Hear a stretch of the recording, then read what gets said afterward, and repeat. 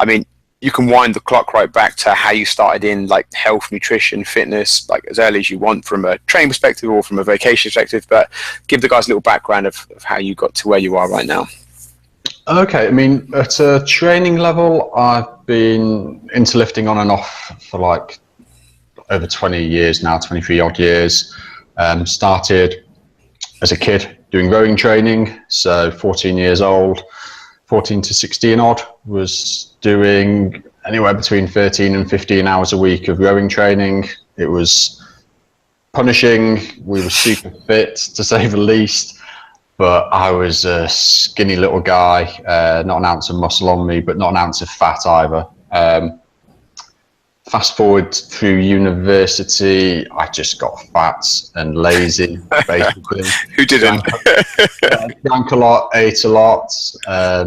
Budget wasn't wisely spent when it came to good quality protein sources. But I did always sort of like have, like in my background, I did enjoy going to the gym. It was just inconsistent.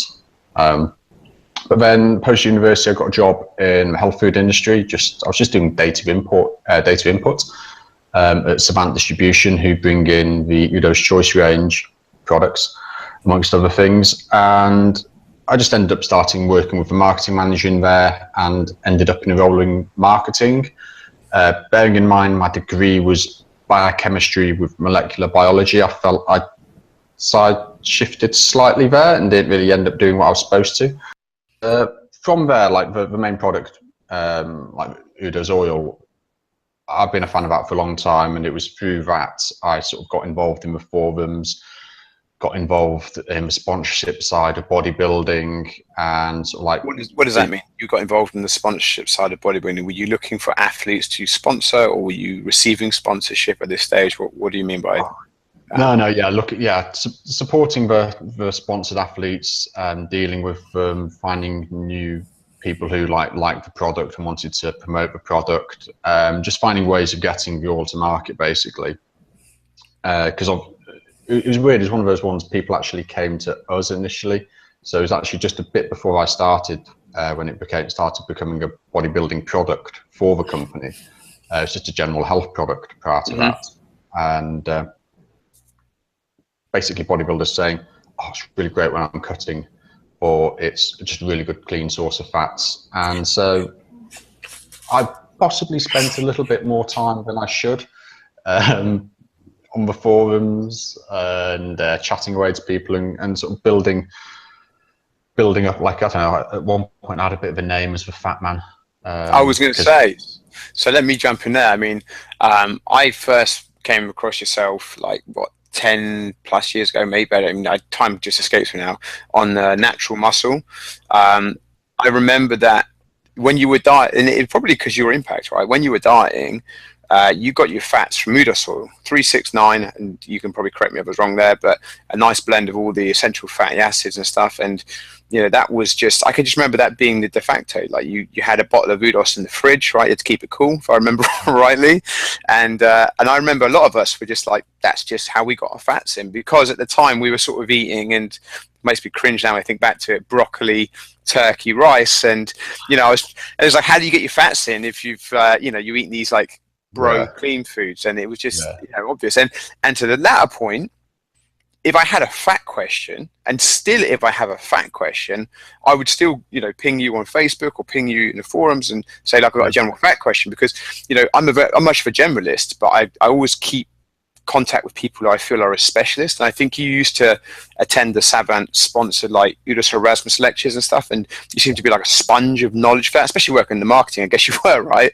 And I was like, if I need to go and get some fat information, I come to yourself, right? And that probably puts you in a great position for keto, which we're sort of moving on to. But so I've sidetracked a bit there, but yeah, you were saying you were spent a lot of time on the forums, and you were donating all your information for free, which is fantastic, when we were absorbing it all. Well, it was an interesting time, because as there always is in like bodybuilding fitness world, there's polarity between different ideas and ideologies, and there's a very cyclical nature to it all. But not a lot of people were talking about fats at the time. It was very much low fat, and so I was trying to get across the message, well, no, you do need fats, you do need good fats. And then over time, it got to a point where I sort of did the odd shape up competition for a forum. And it got to a point where it's just like, okay, I'm going to have to put my money where my mouth is, because like I'm saying X, Y, and Z. Somebody else is keyboard warrioring back saying no. And I'm like, well, fine, okay, I'll diet, I'll prep, I'll do it, I'll follow what I'm saying. And I did okay for myself. And it's N equals 1. But it's also, for me, it was backing up, but I wasn't just talking jibber jabber. Mm-hmm. So. And that's quite funny, because again, a lot of the younger people that come into this, they don't realize that keyboard warring was worse in forums, because, you know, like J37 says Tony sucks is, you know, like you're incognito, whereas Facebook now, people will say some stuff, but they'll back down quite quickly, or they won't really say what they want to say. But in the forum days, you would just get slated. And if you weren't, and I said this in the last call, if you weren't the Fonzie of that forum, if you weren't the main man, you know, you were just, you know, and you had opposing views, like you said, you just got slammed to bits. So it was quite good that you could say, okay, here's competition, put money where my mouth is, I'll go the high fat route.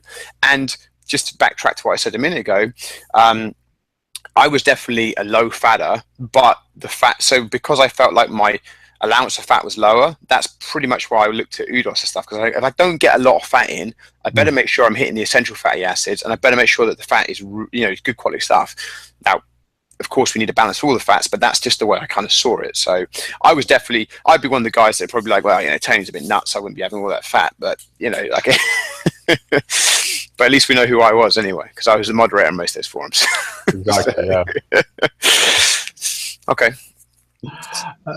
But yeah, so I built from there, ended up doing shows, ended up loving it, and then ended up deciding that fitness needed to be more of my actual like career.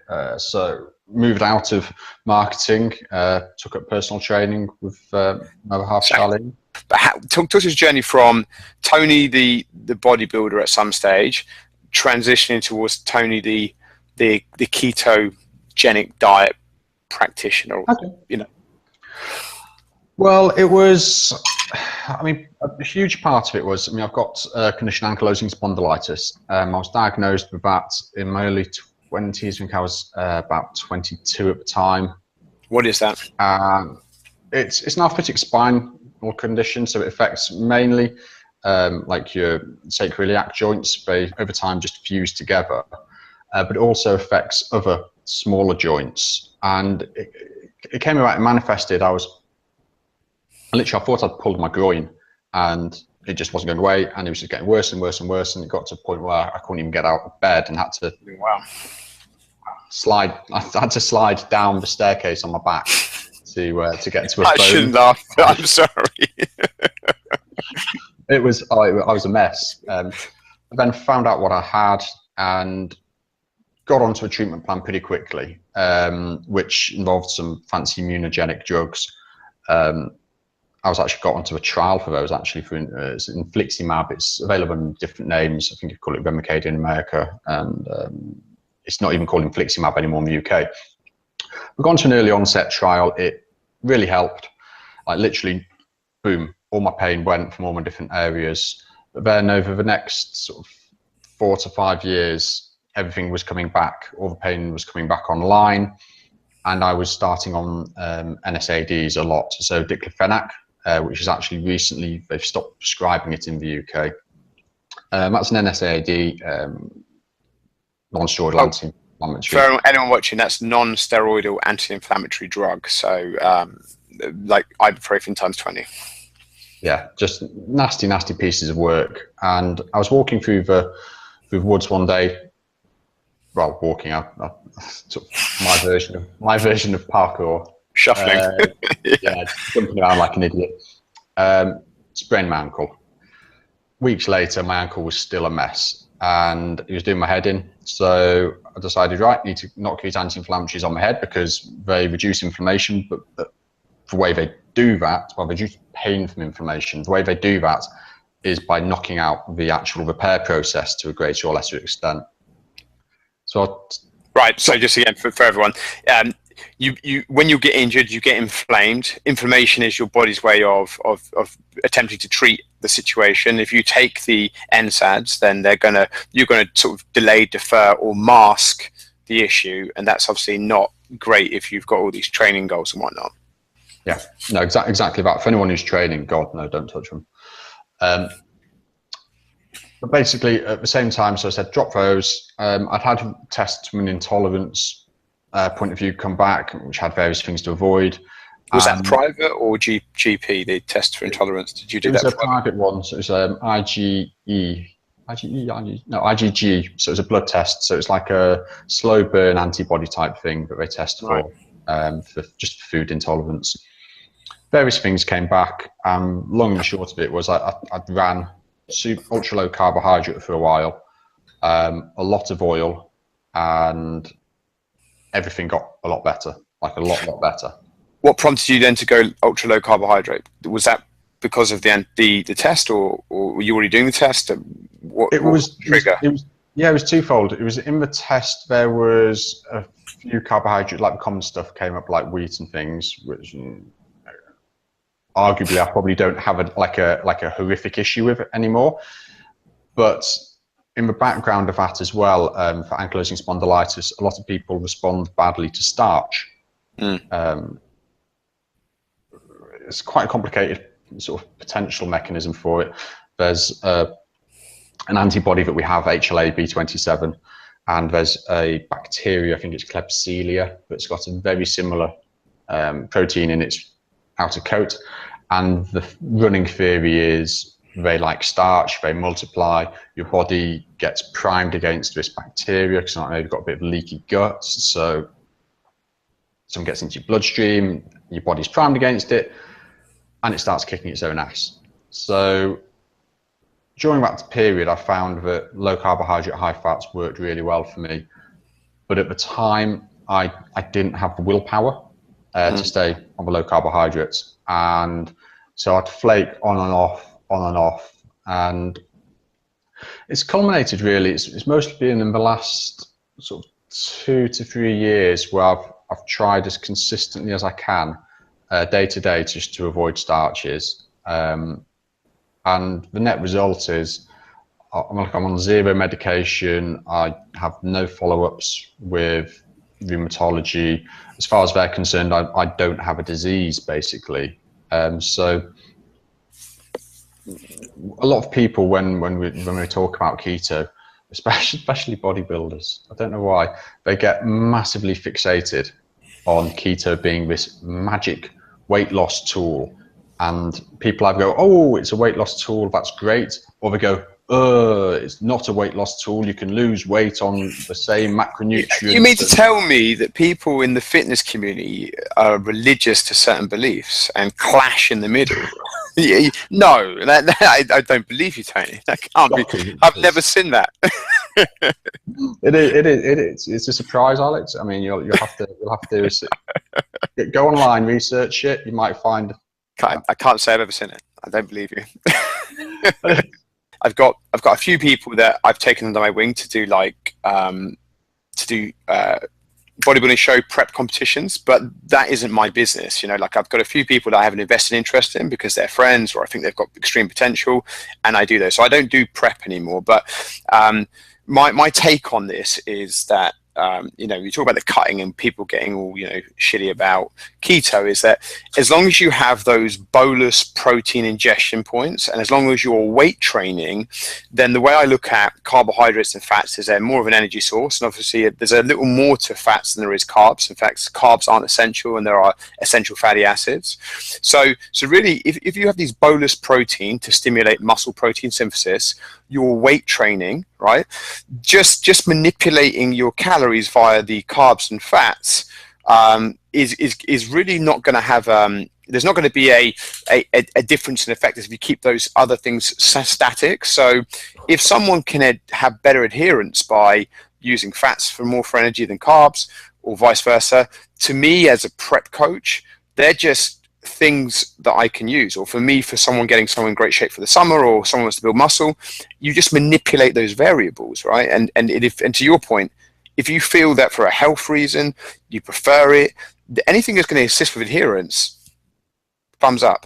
I wouldn't shit on it because it's not my chosen religion. I would say, okay, we've got a number of things that we can use based on some of the questions I've had or based on the experience of that person. To your point, if they're high carbs and it sends them off in binges, what's the point in that? It's just like no point. So yeah, I completely agree with what you're saying there. I mean, that makes a ton of sense. Yeah, it's and it is the thing. The part that's lost is like I say, how I started in keto. I started in keto because of a very specific reason why it helped my health, and there's more and more that's coming out when it comes to like mental benefits long term, like Alzheimer's. When it comes to like just reducing like constant insulin load, just like even at an aging level and things. So it's like when they've done low calorie stuff. That's a good point. There's probably a lot of people who didn't realize that you were 65 years old. I mean, you look great. I know. Pension book is on its way.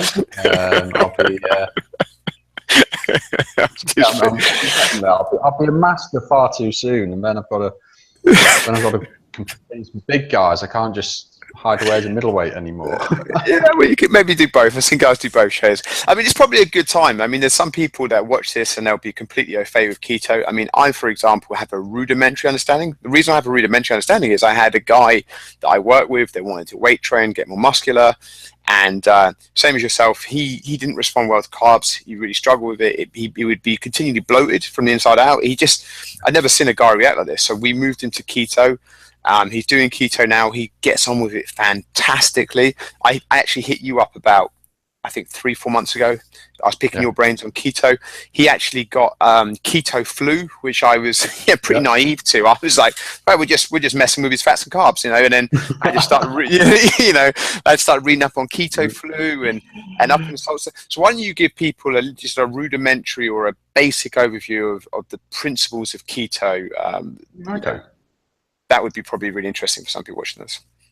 Yeah, I mean, well, fundamentally, your body, as its main fuel source, it can choose carbohydrates or it can choose fats. You can use protein as a fuel source, but it's so horrifically inefficient, and you basically will never find someone who has a pure protein diet and 0% body fat. The odds on using protein for energy are super low. When you use carbohydrates for energy, obviously everything gets broken down into sugar. However quick or however slow it goes dictates its sort of like GI. But basically, you're going to get sugar into your blood. You're going to get your glycogen stores go up. And you're going to get your muscles packing it away so it can use it during like glycolytic training, or it'll go to your liver and get stored away there and power you through your evenings and whatnot. And glucose is pretty effective fuel. There's some downsides to it. It's quite dirty burning is one of the things that's sort of coming out. So it's like it kicks out more reactive oxygen species. So overall, it's not as nice as fats, but generally speaking, most people are fine. If you go to fats as a fuel, and if you're wanting to not just look at just normal fatty acid oxidation during the day, so like day to day when you sat around, you won't be using your carbohydrate stores as a fuel. Some people will, who are like right up at like the far end of the RER scale, but most people will be burning sort of between 60 and 80, or 60 to 70% of their energy from fat as they're sat around.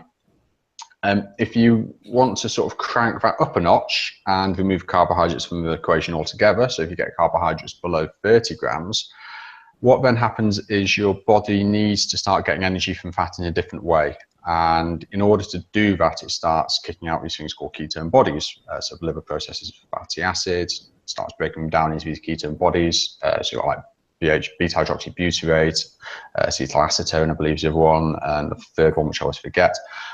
And the reason it does that is because there's some parts of your body that don't like running on fat, and brain is a big one.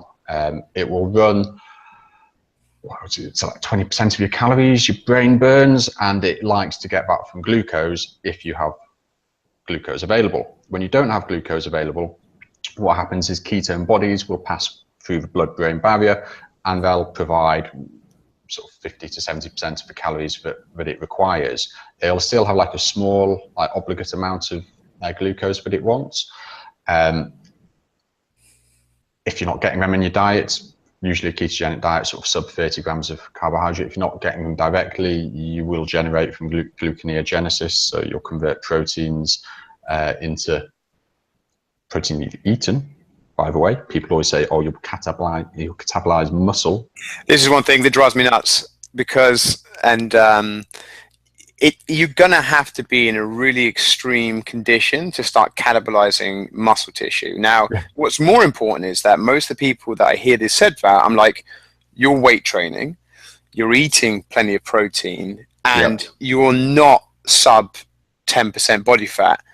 Like the catabolic fairy with the insulin fairy are at barbecue somewhere. They're not interested in this situation. You know, if you're sub 10% and you are in a massive deficit and you've been there for quite some time, the chances are that you might get to the catabolic stage. But to your point, in this condition that you're describing, you're talking about ingested protein or excess ingested protein going through gluconeogenesis to produce that which is needed for the rest of the body. But yeah, 100%. And people don't believe about these mythical creatures of the catabolic gremlin and the insulin fairy. They've been exaggerated for marketing reasons. Well, yeah, you get people, it's because obviously people saying, oh, well, you've got to hit X protein and all of this and the amount of leucine you need, and it's different when you're running ketosis, because immediately ketosis is leucine sparing. So normally when you're training and you've got carbohydrates in your system, you burn through a lot of leucine because you're making ketone bodies out of it to help power your workout. You're not doing that when you're in ketosis, so you're sparing that leucine. So these sort of things get ignored, and people shout at me saying you have to have glycogen, and it's like, well, okay, I'm deep in ketosis at the moment. I was training this morning. I had horrific lactic acid buildup. I had a very nice pump. You do have glycogen when you're in ketosis. Your body does generate glycogen stores and maintains glycogen stores. Okay, will I have like 100% massive full stores? No, I obviously won't. Will I be 40, 50, 60%? I'm going to be somewhere in that ballpark. And if you think that you can actually burn all of your glycogen that your muscles store in a single session, either you're training for like 5 hours, marathon man, yeah, literally. But it's bodybuilding training. You're never going to diminish your stores. So there's lots of areas where I just sort of close my ears a little when people bash ketosis, because what they don't look at is the fact that you get incredibly stable energy. I think there's a lot to be said for just being completely negligible about the role that fat can play in terms of those pursuits, right? And then to your point, it seems like we have people that are so fixed in their extreme that they don't want to come in the middle and say, what can we take and borrow from different things to give us a better end result? And that's what I've always been open to, and that's why you've got different tools that you can get off the shelf, right? You don't need to be just, so black or white. And it never is black or white. With individuals, you're never going to be able to have the black and white rules. You've got to be able to, to move. And that's when you become more sophisticated and more experienced as a coach, you'll know when to apply different things based on patterns that you've seen over the years of your craft. And I think that's why I'm a little more open-minded than maybe some of the newer guys that come through, because they'll jump and grab, they'll sort of pick out bits of journals that fits their mindset, or they pick out the stuff that matches their guru, and they don't have any experience to back it up. So they can only go with the shared experiences and the stuff that they're marketed to from whatever they get on social media. And then, like you say, shutters go down, and anyone that doesn't sound like their guru is immediately discredited, discarded, not listened to. And I think that's a massive mistake. Well, I get it. People, because I'm a PT. I love running ketosis myself. People have a running assumption that I'll be pushing keto onto all my clients. I was going to ask the question: do you promote it, or do you respond like, is it a balance? What of the people you work with, do you have anyone else doing the ketosis side of things? How's that kind of look? At any one time, it's between 5 and 10% of people I'd actually get to run keto, and there's several reasons for that. Firstly, you want to be sure that they'll actually really respond to it in a way that they can maintain. Mm-hmm. What you'll find is if I've got a client and they seem to be ticking all the boxes in what they're doing, but weight just isn't shifting, there's always going to be like a misreporting side of things, and that's always got to be taken into account. But that'll always be a first, like, okay, that's a bit of a question. You mentioned there that was interesting about the misreporting of things, and the fact that you have a very low percentage doing ketosis is that the one guy that I have that's still doing ketosis, great. There have been other people, to your point, that have started it and kind of fibbed a bit about what they were doing. In fact, they weren't really going into ketosis. It was just basically low carbohydrate followed by a binge and a spike and a binge. And I was like, you're never going to get into ketosis if you are like, it just doesn't work that way, or not to my knowledge. And I think it is a fairly extreme protocol, right? Especially if you've come up through the Western diet of eating all these carbohydrates, and all of a sudden you go to this other place. It's difficult for people to manage, difficult for people to adhere to, and people don't really understand that it really is an on-off kind of thing, right? Ketosis is not easily achieved, from my understanding, from my observation. So for that reason, I think that's one of the reasons why I've had less people on it, because I don't think people find it as easy to stick to. No, it's long and short. I mean, everybody says pretty much the same sentence. Whichever diet you can comply to the best will work the best, which I do agree with, but I do heavily caveat that you should have the opportunity to actually experience a ketogenic diet for yourself before you say, I won't be able to comply to that. Because I had some people go from pretty steady weight going along, maybe dropping, inches changing, then pop them into keto, boom. And it's not a case of, oh yeah, you lose water, you lose glycogen, so you're going to lose weight. Yeah, sure, first 4 or 5 pounds, that can be ignored. That's not fat. That happens within 3 days. Mm-hmm. When you're looking a few weeks down the line, it's just like, well, they've shifted 10, 12, 13 pounds here, and inches are vanishing, their cheekbones are coming through, and this wasn't happening beforehand. But then there's the inevitable problem. It is the sustainability of it. We live in, like say, a Western world. Go to a supermarket, how many keto foods are there on offer? How many buy one, get one frees are there on anything other than cheap processed foods?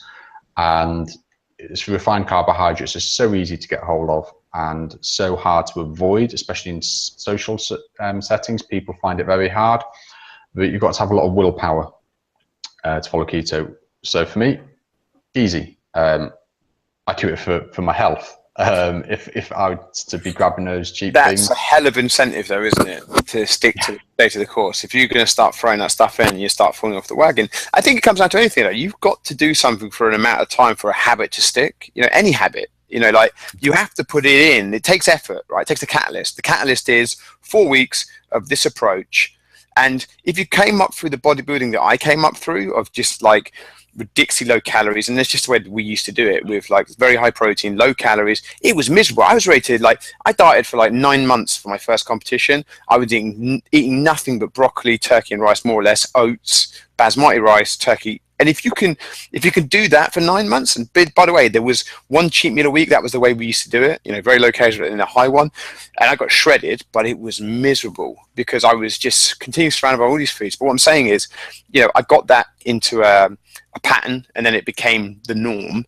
And I think if people took the same approach, you know, with the keto thing and just stuck to it for 4 weeks, they would probably find after that they kick in. And the guy that I got doing the keto, he's been doing it for a while now, and to your point, he's got no qualms with it. He's banging in the bacon and he's eating the hot dogs without the buns, and he's having a great time by all accounts. You know, other than when he has a, you know, a social thing and eats a bit of pizza and then he feels terrible. So we should probably move into the, you know, I mean, this is some things you mentioned during this. So, you know, obviously you've got the basic of keto, but in terms of a protocol, are you as a bodybuilder in keto, is it just like moderate protein, high fat, low carb?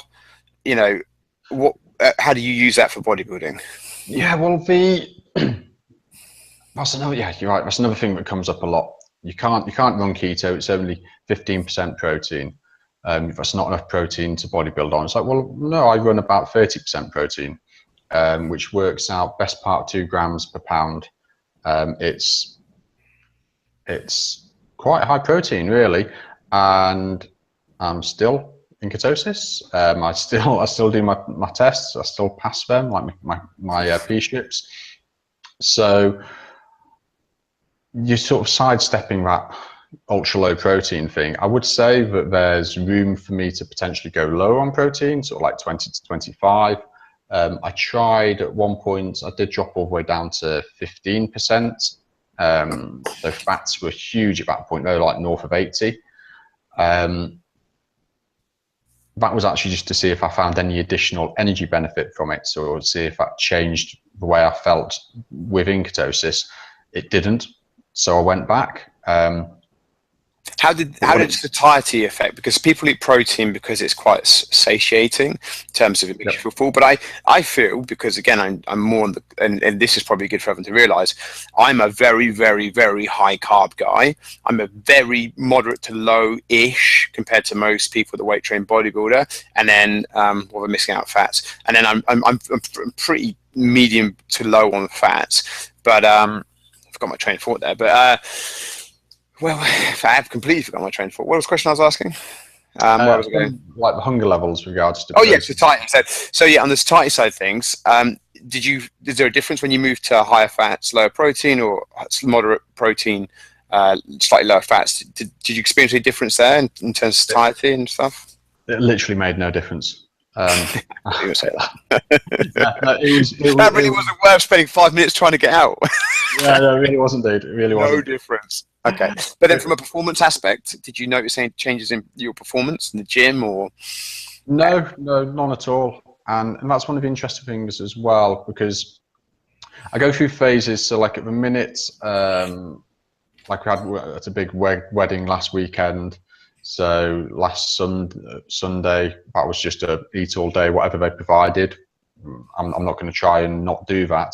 But like since then, I've had no carb sources basically. So I'm again quite nicely back into ketosis at the minute. Normally I would have 1 week refeed a week, where I would either, depending on the amount of body fat I've got, have 1 carbohydrate meal or 2 carbohydrate meals or full-on carbohydrate day. There's a few reasons I do that. One, I'm no saint. Of course I love cake. Of course I love pizza. Of course I love cookies. And well, here's the question. So you do your refeed day. So is the refeed just mental then? Do you refeed for just your well-being or social events, or why do a refeed at all? Why, is it because you need to, or you want to experience those foods? Or is there a training reason or a physique reason why you do the refeed? Yeah. Well, I mean, at the minute, so I'm not really doing any cardio. I did my first bit of cardio the other day. But I'm supposed to be doing some at the minute, but I'm not. So I'm not really doing any cardio. I'm lifting 3-4 times a week. I don't have high glycogen requirements. When I'm doing a lot of HIIT, my glycogen requirements will go up. Even though I will, it sounds very contradictory. But basically, you can be in ketosis but have muscle glycogen. So you can train with glycogen stores, but day to day you're running on ketones, and whilst you're training, you still have a background higher level of ketones than you would were you to be training. It's just because your liver glycogen is depleted. Mm-hmm. Okay, does that follow? So when you refeed, the issue is you'll fill your muscle glycogen. Great, that's potentially like an extra bit of fuel in your training, Then you've got your liver glycogen that you need to clear out in order to get actually back into ketosis. So the flow is, because isn't the flow, doesn't it, I'm just trying to think here, does the glycogen, because when you eat and you consume and it goes converted into glycogen, does it not first hit the liver and then is redistributed to the muscles? When you've got low glycogen in your muscles and sugar hits your bloodstream, it gets pulled in. Oh, okay. So you're coming from a depleted state rather than someone who's not depleted. Okay. Yeah. So when you eat carbs once a week or once a fortnight, you're depleted the whole time. In that regard, like I said earlier, like I'll have glycogen stores, but they'll be nowhere near full. So they're always available. But when you're asking us like whether it's a case of a training need or like a social need, by and large, it'd be at a training level when it comes to having big refeed days. So as I get closer and closer to a competition, body fat gets lower and lower and lower, and what happens is my refeeds get bigger and bigger and bigger and bigger. And so this is interesting. This is interesting that you say that your refeeds get bigger and bigger and bigger, because I have the same approach with, so I don't believe, because we hit on this earlier on, I don't believe that the catabolism thing is as prevalent as people worry about. So I actually, if I've got like a guy who's got to like 25 to 30% body fat in the off season, or that's just how he sort of recompositions, I actually drop his calories as low as we can sustain them if he can sustain it, like, 1,000 less calories than what he's currently consuming, I'll drop them as low as humanly possible, right, to get him as quickly as I can in, to drop the body fat.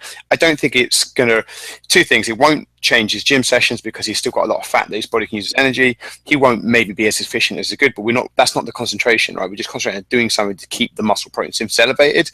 His protein will stay high. That will also keep the muscle protein synthesis elevated. And I'll drop him as quickly as I can to get him as lean as I can. But then as his body fat comes down to sub 15, sub 10, we actually start to level off in terms of a deficit and actually start to incorporate, feeding him up to a show, right? Yeah. With these refeeds. It's the same thing, but it kind of goes like this for me. Like, we don't have refeeds or anything like that. We just drop him until he gets to a place or to where he's starting to get really like quite lean. Then we start to incorporate these sort of, I guess I would call them carb up, but it's really calorie up. Yeah. And that fills him out. But then he's still in a deficit. So like he's still in a deficit worked out from his TDE and his BMR, but we have these things that keep him, full. But these only come in as we get closer to a show, right? When he's getting close to ready. So that's not too dissimilar, I don't think. Yeah, certainly. Like, I mean, if I'm north of 20% body fat, I have pretty much zero need for a refeed. If I'm below 15, yeah, okay, like I need 4,000, 5,000, 6,000 calories. If I'm below 10, that's when you're looking at like north of 8,000 calories on a refeed day. By the time I'm stage ready, like I'll be putting in 10 to 12,000 calories on a day, on a Saturday. And people say, well, you look at calories over the week and that just means you're eating X. And it's just, it doesn't quite work like that, seemingly. There's no way you can store that amount of calories if you put them in a single day. Your body goes, what on earth is happening here? I've got 1.5 kilos of carbohydrate going in. You can't physiologically store that amount of carbohydrate as fats. So yeah, you're saying your body isn't as efficient as processing all of that food in such a short amount of time, like compared to the supposed efficiency, if you put that over a period of deferred timings, so there's less going in, then your body, I mean, that makes sense. I mean, one key question for me though, and again, this comes back to working with some people in ketosis, is that I have to find that people have some pretty shitty effects to responding to these carb ups when they, carb ups, when they start to put those foods back in. They can get quite sick, I found, and then they can complain a lot about discomfort and stuff. And I've seen people leave events because they whacked a pizza in, and it didn't work well for them. I mean, is your body tolerant enough to in ketosis and suddenly I bang in a big carb meal. Do you ever get that discomfort, or is it? I'll get only at the level of there's literally so much food that I'm trying to get my stomach to process. Right. That, bless it, it's not got a chance. It's like when I carb load for a show, like I'll put in about 2 kilos of carbs in a day, to basically, as I go to bed, I'll just beam sweat. I will beam sweat, and I'll wake up full and it's all good. But if you do that, so I've done that with clean foods, I've done that with rice. So 2 kilos dry weight. I was going to say, to do it with clean foods, the volume of the food is just out of this world. I mean, again, because I know this well, because this is how we used to do it. You know, like back in the day when, like, oh, you can't eat bread or sugary foods. You have to get your carbs from potatoes. And I can remember people, like in my workplace, watching me try and consume, like a carb up day, consume like just look like a farm of potatoes. They were like, "What are you doing?" And I'm like, "I've just got to get this in," and drinking water, and it's just a mess. Yeah, no, doing it clean, it goes back to what I was saying earlier. By the time it's around your blood, it's glucose.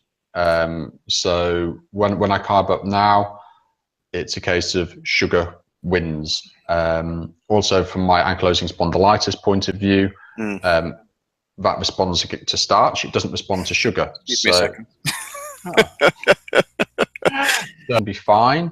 But finding products that are high sugar, low starch, and not just shit, it's not easy. I mean, literally, when I'll do a carb day, I'll go down the cereal aisles. You'll find, and if you look on the back, you've got your total carbohydrates and of which sugars.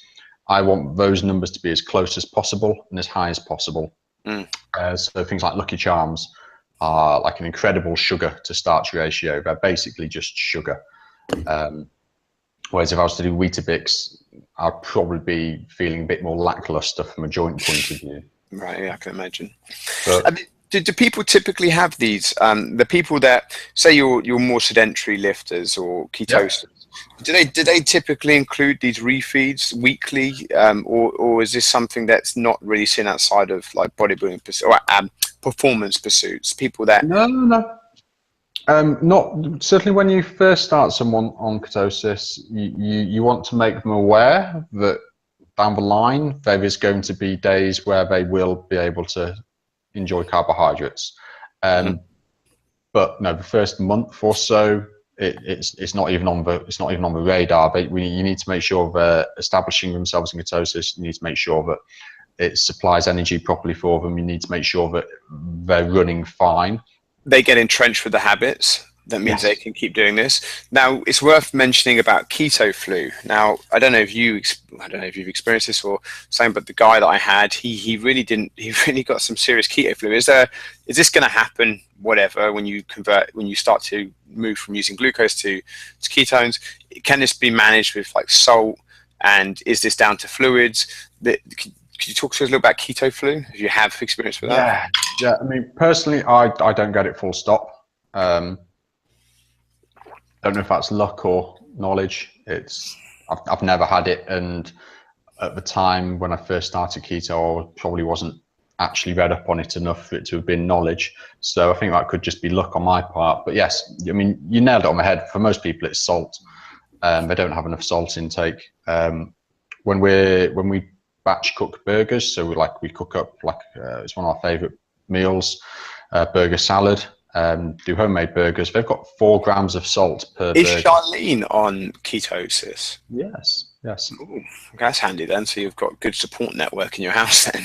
Yeah. Finding the carbs in front of you, and you'd be like, oh, well, I could quite like some of those. And again, for her, it's like a sort of it's like a symptom of a health thing. So she gets IBS from quite a few carbohydrate sources, and have like gastrointestinal issues when she's running keto. I find, I don't know if it's just the populations or something. I find a lot of the females that I work with all have some kind of moderate IBS, and it just seems to be the way it is, right? In terms of bloating, etc., etc., etc., all the other symptoms they get, and that's interesting. That was, you know, a trigger for Charlene to move on to ketosis. And has she been doing it as long as yourself? Longer?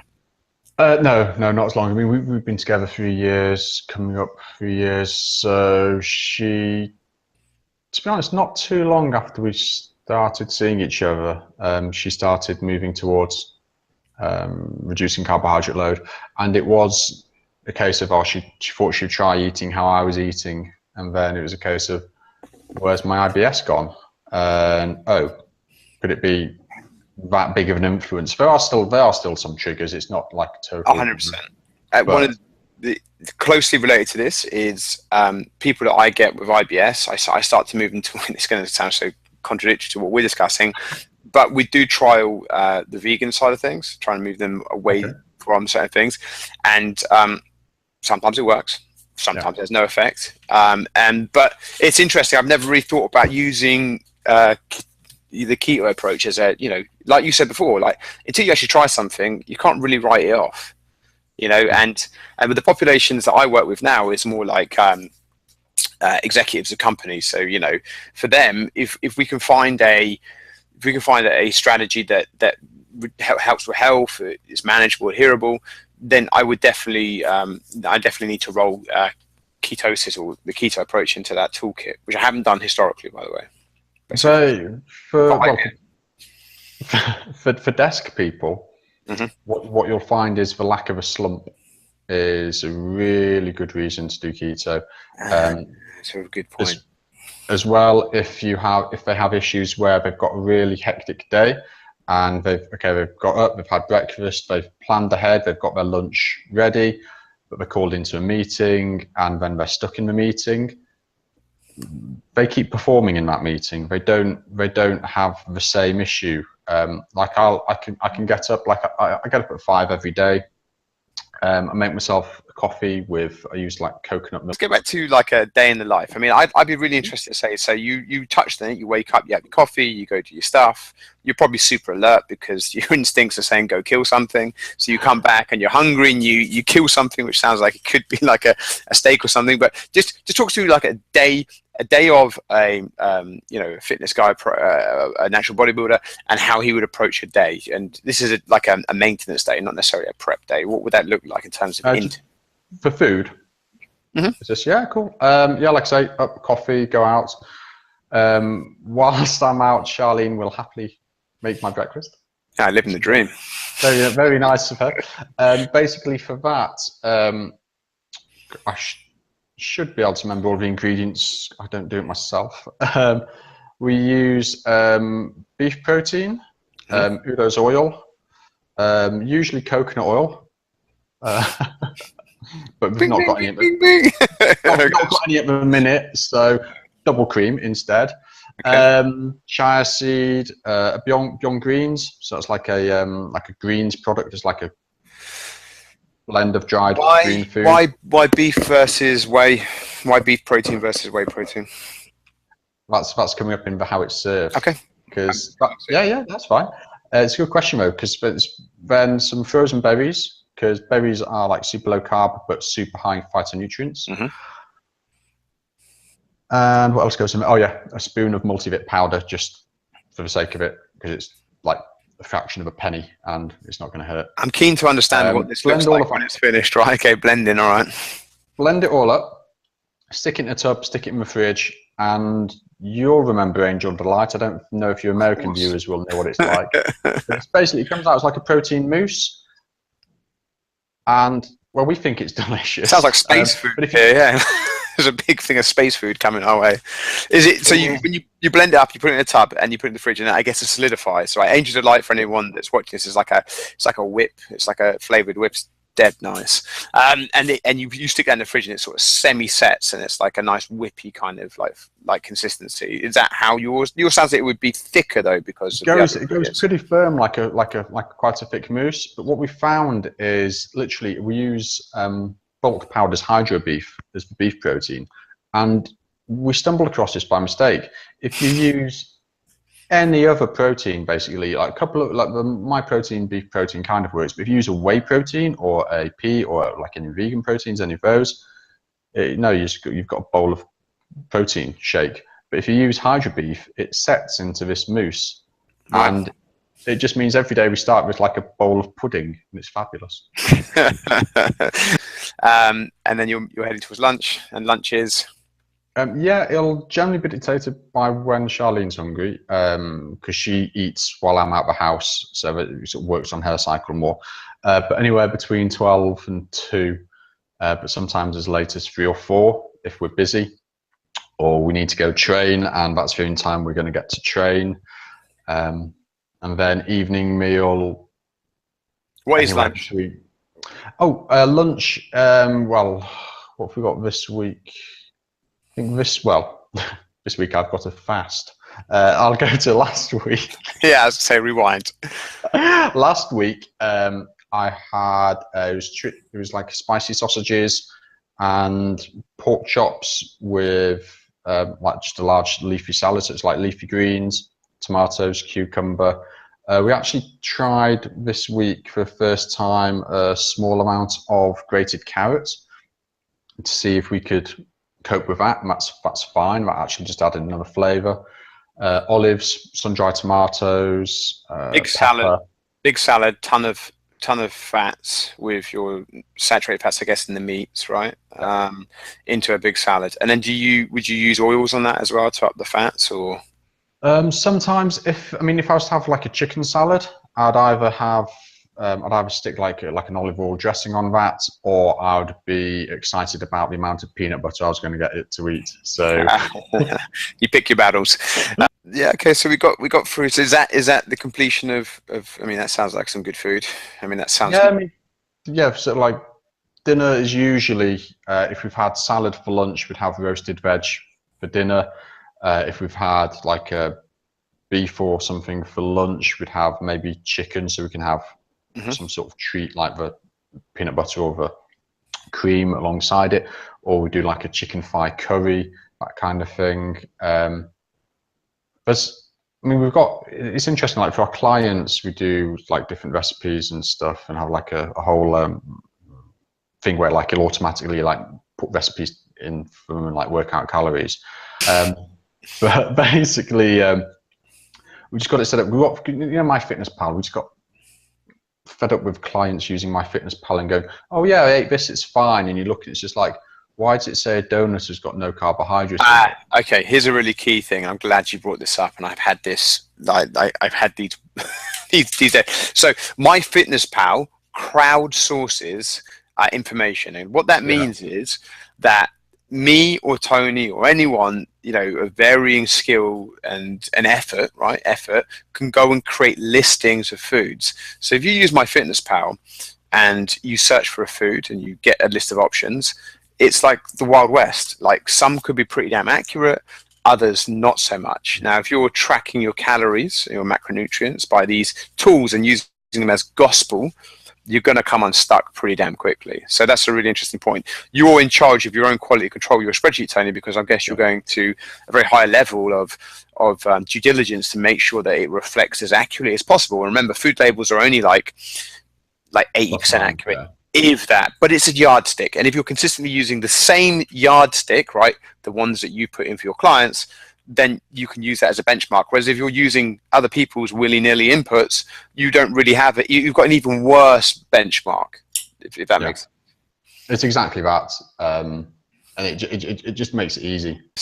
Okay, so it works. And then, you've done and then are you an evening, once you have that, is your calories done, or are you a sort of guy that goes back and has a supper before they go to bed? Or are you at calories at this stage? 3 meals a day. Okay. Yeah, breakfast, lunch, dinner. Okay, so that's really good, because the people that follow me, my theories and things, I'm all about bolus protein ingestion. I think that's been, and I've always said this, far more going to be far superior to the sort of pulsing of protein. So what you're doing is, and again, unless you have some secret crazy supplement routine, is you're having these bolus ingestions of protein, which I think will have an improved muscle protein synthesis response. I think the way in which that works is very sparing of leucine and protein. I think it's a super good strategy. But do you have, is there anything else missing from this? I hear any supplements in any of this? Now, I'm not adverse to supplements. I mean, we've gone through this, we've gone through this period of everyone has every supplement, all supplements suck. And I don't think that's the case. I think it's a middle ground. But you've got a bit of beef protein in there, or is there any other supplementation that you would sort of typically take? Okay, so it's beef protein, Udo's oil, Beyond Greens. So that's all breakfast. Any creatine in your diet? Like a vitamin E when I remember it, with breakfast. When you have a lot of polyunsaturated fat, so like I'm about 30 ml of Udo's is important to vitamin E. Oh yeah, we put the, like I say, multivit powder in there. But other than that, no, like creatine, never really done anything for me. Like testosterone boosters. Yeah, that was going to say. So one big thing for yourself as a high fat guy is that fat's very good at looking after the skin, very good at your hormones. I think it does keep you high in testosterone. In fact, if I've ever gone on a really super low fat diet, I definitely have noticed a drop in libido, and I'm very sluggish. So I think for you, from a test boosting side of things, I think having high fats is going to be pretty good at keeping your testosterone high. And I'm just talking anecdotally here. I don't have raw data to show that there's an impact. I'm assuming that the science backs this up, but anecdotally, I've noticed that high fats keep you ticking along, as it were. I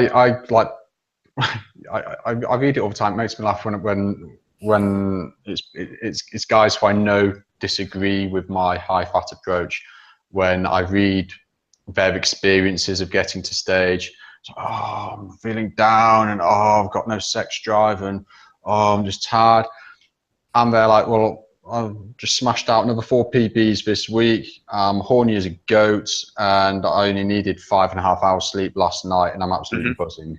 And people just refuse to believe sometimes that there are advantages to a ketogenic approach. I'm not saying it's magic, but I am saying that it's not just about fat loss and energy balance. And like you say, things like libido, it's like I've never come close to losing my libido on comp prep. And if I were to lose my libido, I think that'll possibly put me off comp prep. I was going to say, when you talk about, I mean, it's great winning a nice plastic trophy, but if you have to sacrifice a lot of life's pleasures to get there, I'm not really sure. I'm not sure that. My sacrifice list for getting stage ready is I literally, what happens by the end of it is I'm bored of not eating enough. Okay. I'm just bored. I get my cheat days. So like you see people like, oh, I've not had a donut in whatever. It's just like, oh, I had a 6-pack of Krispy Kreme on Saturday. I can have my pizza, have anything. And I think a lot of people that are super critical of this, right? I mean, like throughout this podcast, I'm definitely going to have photos, Tony, of yourself up here to show, you've got pretty. And I think, some people say, well, you haven't been like as shredded as. I think every year I've watched you progress, you're etching in deeper and deeper and deeper, which, by the way, tracks the people that don't go the keto track. Like not many people do I see, year one of competing turn up absolutely shredded to the bone. It's not until they get towards their 40s or 30s, late 30s, late 40s, that they actually get to that really grainy. And I think it just comes from competing of prepping, not year after year, but prepping along the journey. You etch it in, you get more and more better, you get leaner and leaner, more mature. And I think for yourself, it's just a question of, each year you do this, you're going to find that you improve in terms of your graininess. And I think I've seen that with yourself already. You've nailed it, year after year. You're getting better at getting leaner and keeping fuller. Yeah, it's nice, but I don't ever have the worry that I'm going to miss condition. I know that I'll get there.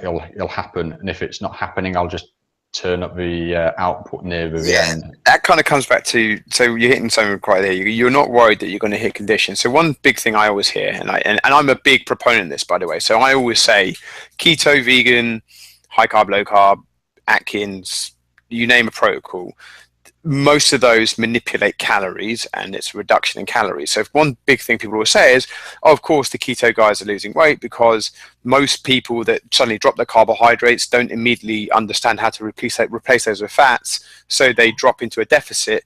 And I'm like, so like they're losing weight. If that's what they want to do, they're hitting the keto thing to lose weight, and they don't replace the calories, and they can adhere to and maintain and get on with it. And we've already discussed that catabolism, unless they're like sub 10% body fat, isn't an issue. Then so I mean, basically the one thing for me with keto is, if you've not tried it, don't tell other people they're wrong.